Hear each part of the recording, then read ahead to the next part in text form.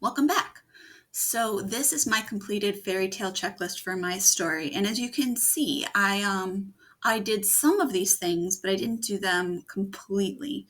So I had sometimes for spicy details, sometimes for dialogue, and sometimes for action, but I did do suspense.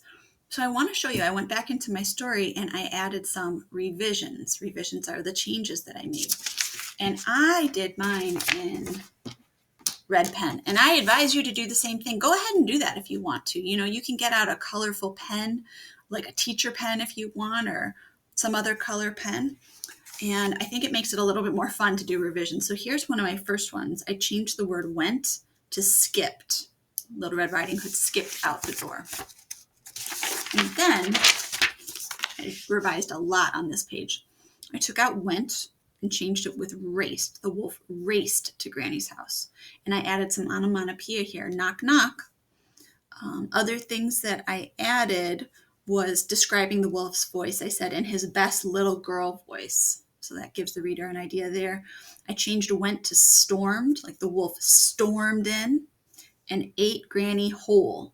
Gulp. There's another onomatopoeia.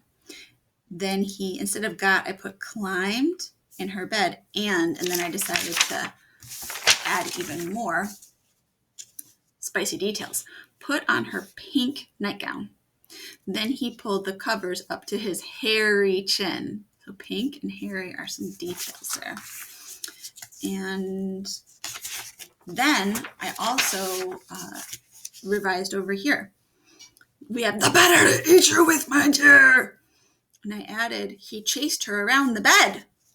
Then he swallowed Little Red Riding Hood whole. Gulp. And fell asleep. And then I did the snoring noises, like he snored as loud as a chainsaw whirring.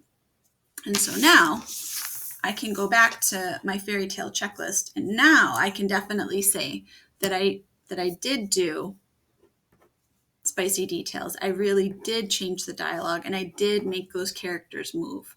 And that's just what I want you to do too. So it's your turn. So you're going to get out your story, and you're going to read it again, and you're going to complete the fairy tale checklist. And then wherever you're missing things, like I was, you're going to go back in and revise them. And if you want, like I said, use a fun pen, whatever kind of fun color you want to do, you can do that. And you're going to make your writing even better. And after you're done with that, you're going to take photographs of each page. And remember, take a really good photograph.